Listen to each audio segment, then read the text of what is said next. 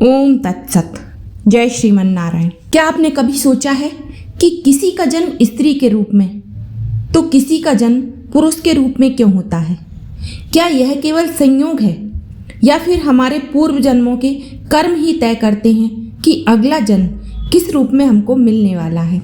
आज के इस विशेष वीडियो में हम गरुड़ पुराण के अनुसार समझेंगे कौन से कर्म स्त्री जन्म की ओर ले जाते हैं और कौन से कर्म पुरुष जन्म का कारण बनते हैं और कैसे छोटे छोटे कर्म भी अगले जन्म की दिशा तय करते हैं। यह वीडियो केवल कथा नहीं है, यह आत्मा की यात्रा का रहस्य है। गरुड़ पुराण क्या है? गरुड़ पुराण हिंदू धर्म के 18 महापुराणों में से एक है। यह भगवान विष्णु और उनके वाहन गरुड़ के संवाद के रूप में रचा गया है। गरुड़ पुराण केवल मृत्यु के बाद की यात्रा नहीं बताता, बल्कि यह भी स्पष्ट करता है कि आत्मा को अगला जन्म किस आधार पर मिलता है।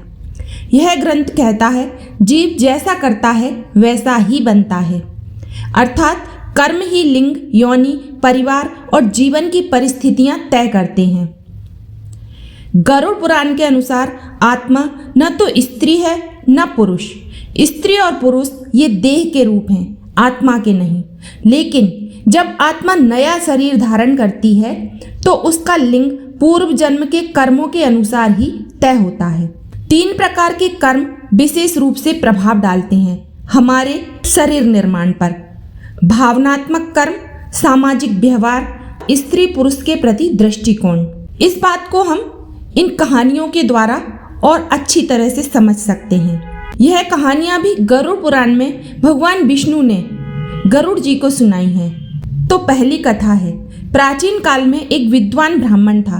वेद शास्त्रों का बड़ा ज्ञाता परंतु अत्यंत अहंकारी। वह स्त्रियों को तुच्छ समझता, अपनी पत्नी के साथ दासी जैसा व्यवहार करता और कहता स्त्री केवल सेवा के लिए बनी है। एक दिन उसकी मृत्यु हुई। यमलोक में जब उसका लेखा जोखा हुआ तो यमदूत बोले, तुमने ज्ञान तो पाया पर करुणा खो दी। गरुड़ पुराण के अनुसार जो पुरुष स्त्री का अपमान करता है उसे स्त्री जन्म में वही पीड़ा भोगनी पड़ती है। अगले जन्म में उस ब्राह्मण ने एक निर्धन घर में कन्या के रूप में जन्म लिया, जहाँ उसे वही अपमान सहना पड़ा जो उसने कभी दिया था।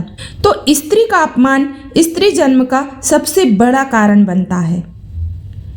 गरुड़ पुराण के अनुसार यह स्त्री पीड़ियते लोके स स्त्री भावम प्राप्नोति, अर्थात जो पुरुष स्त्री को कष्ट देता है वह अगले जन्म में स्त्री की देह प्राप्त करता है। आइए सुनते हैं दूसरी कहानी। एक नगर में एक स्त्री रहती थी। वह विधवा थी परंतु अत्यंत दयालु।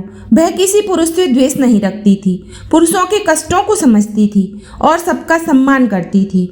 उसने कभी पुरुषों को दोष नहीं दिया बल्कि संतुलन बनाए रखा। मृत्यु के बाद यमलोक में उसके कर्म तौले गए। यमराज बोले, तुम्हारी चेतना संतुलित है, तुम्हें कर्म करने की स्वतंत्रता चाहिए। इसलिए अगला जन्म उस स्त्री को पुरुष का जन्म मिला।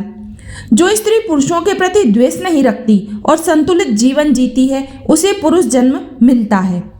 जानते हैं पुरुष जन्म किन किन कर्मों से मिलता है? संरक्षण का भाव, जिम्मेदारी निभाना, संयम और धैर्य रखना, अन्याय के विरुद्ध खड़ा होना, स्त्री का सम्मान करना, ये कर्म पुरुष देह की ओर ले जाते हैं। अब सुनते हैं तीसरी कहानी। एक राजा था, बलशाली पर क्रूर।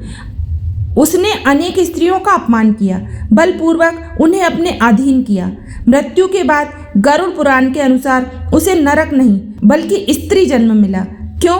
क्योंकि उसे वही पीड़ा अनुभव करनी थी जो उसने दी थी। उसका जन्म एक ऐसे समाज में हुआ जहाँ स्त्रियां सुरक्षित नहीं थीं। अब समझते हैं स्त्री जन्म किन कर्मों से मिलता है।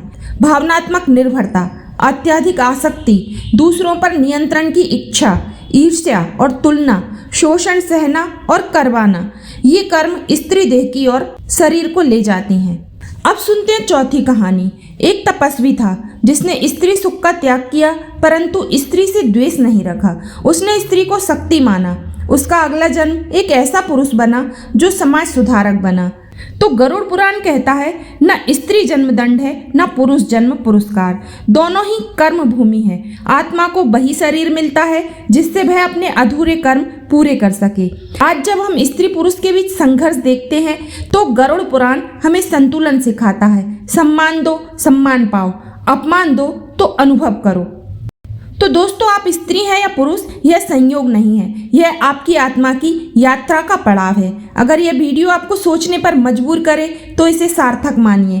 कर्म करो पर चेतना के साथ। अगर आप चाहते हैं आत्मा, पुनर्जन्म और कर्मों पर और भी रहस्यमयी कथाएं तो कमेंट में गरुड़ पुराण जरूर लिखें और चैनल को सब्सक्राइब कर लें।